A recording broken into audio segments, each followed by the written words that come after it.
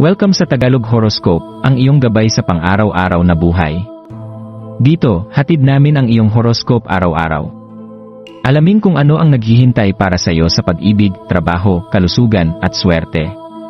Samahan kami para mas maunawaan mo ang mensahe ng universo para sa iyong araw.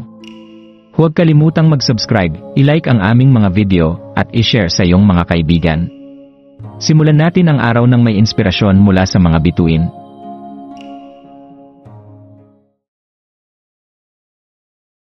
Narito ang iyong pang-araw-araw na horoscope para sa Capricorn ngayong January 12, 2025, ngayong linggo, January 12. Maglaan ng sandali upang magnilay-nilay tungkol sa iyong papel bilang isang matibay na haligi sa iyong komunidad. Ang iyong presensya, na palaging matatag at umaangat, ay may kakayahang magbigay lakas at magbigay inspirasyon sa mga tao sa iyong paligid. Subalit, kahit na ang pinakamatibay na tao ay nakararanas ng mga sandali ng kahinaan, at may mga pagkakataon na ang mga pakiramdam ng pagkamahiyain ay dahan-dahang umaabot sa iyong kalooban. Ang mga ganitong emosyon ay natural at bahagi ng iyong pagiging tao. Huwag matakot na kilalanin ang mga ito ngayong araw, dahil may mga pagkakataon na ang mga simpleng pakiramdam ng kaba o alinlangan ay maaaring makaapekto sa ating mga desisyon at hakbang sa buhay, kahit hindi natin namamalayan. Pagtanggap sa sarili at pagkilala sa iyong emosyon ang iyong likas na katangian bilang Capricorn, ay magpupumilit na maging matatag at walang kamalian, ngunit ang tunay na lakas ay nakasalalay sa pagtanggap sa ating mga kahinaan. Ang pagharap sa ating mga emosyon ng kahinaan o takot ay isang hakbang patungo sa mas malalim na kaalaman at pag-unawa sa ating sarili. Maglaan ng oras upang magnilay at tanungin ang iyong sarili. Ano ang nagpaparamdam sa iyo ng takot o pagkabahala ngayon? Ano ang maaari mong gawin upang tanggapin ang mga emosyon na ito at patuloy na magpatuloy? Bilang isang Capricorn, kadalasan ay may mataas kang mga pamantayan, hindi lamang para sa iba kundi lalo na para sa iyong sarili. Ngayong araw, ang pagiging mapagmalasakit at magaan ang loob ay magdadala sa iyo ng mas mataas na antas ng pagmumuni-muni. Dapat mong tandaan na ang hindi perpekto ay hindi nangangahulugang hindi sapat. Huwag matakot ipakita ang iyong emosyon dahil ito ay nagiging tanda ng iyong lakas. Pagtanggap ng kasimplehan at pagbibigay ng pagmamahal sa sarili sa ilalim ng buwan na nakahimlay sa mapag-arugang Cancer, mararamdaman mo ang kagustuhan na magsanay ng mga simpleng kaligayahan, tulad ng maligamam na paliguan o pagbabalik loob sa mga pahina ng isang magandang libro. Ang mga aktibidad na ito ay hindi lamang nagpapalakas ng iyong katawan, kundi nagpapasigla rin ng iyong kaluluwa. Ang mga simpleng kasiyahan ay may kapangyarihang magbigay ng kapayapaan at muling buhayin ang ating espiritu. Subukang iwasan ang pagiging abala o labis na nakatutok sa mga gawain ng araw-araw at maglaan ng oras para sa iyong sarili. Ang mga maliliit na hakbang tulad ng pagpapahinga ay maaaring magbigay daan sa mas malalim na kabutihan at kaligayahan. Pagbukas ng puso at pakikinig sa iba ngayong araw ay may espesyal na enerhiya na nagmumula sa ika-negatibo 14 na lunar day. Ang mga tao sa iyong paligid ay nagdadala ng mga mahahalagang aral at pananaw na makatutulong sa iyong paglago. Huwag palampasin ang pagkakataon na makinig sa mga taong may karanasan at pananaw sa buhay.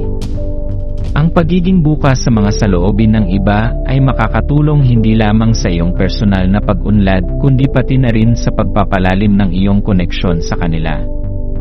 Habang nakikipag-ugnayan ka sa mga kaibigan, pamilya, at mga mahal sa buhay, maglaan ng oras upang pahalagahan ang kanilang mga saloobin. Maaaring magdala sila ng mga bagong ideya at perspektibo na makatutulong upang maunawaan mo ang iyong nararamdaman ng mas malinaw at may pag-unawa. Ang bawat pagkikita at pag-uusap ay mayroong mensahe, kaya't huwag kaligtaan ang bawat pagkakataon upang makinig ng buo at magbigay pansin sa kanilang mga saloobin.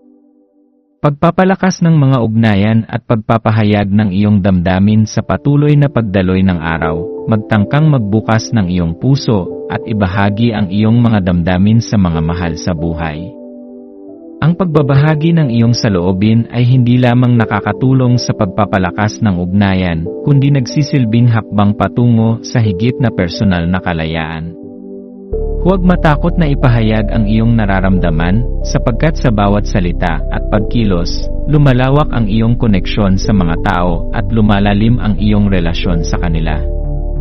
Bilang isang Capricorn, madalas mong iniisip ang iba at ang kanilang mga pangangailangan. Subalit, ang araw na ito ay paalala na hindi lamang ang iba ang nangangailangan ng iyong atensyon, kailangan mo rin ng pag-aalaga para sa iyong sarili. Huwag kalimutan na ang iyong sariling kapakanan ay kasing halaga ng iyong responsibilidad sa iba. Pagninilay at gabay pagnilayan mong mabuti, sa kabila ng pagiging matatag, ano ang mga bagay na nagdudulot sa iyo ng takot o pag-aalinlangan? Paano mo masusustento ang iyong kalakasan nang hindi isinasakripisyo ang iyong emosyonal na kalusugan?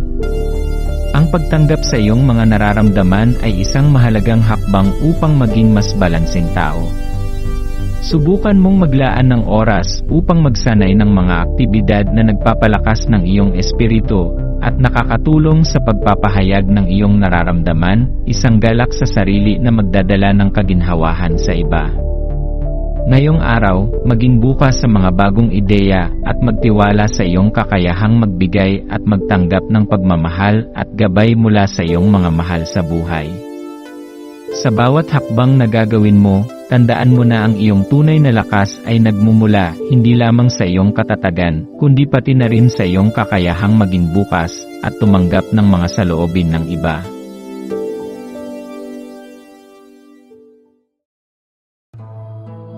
Maraming salamat sa panonood ng iyong horoscope ngayon araw. Naway gabayan ka ng mga bituin sa iyong landas.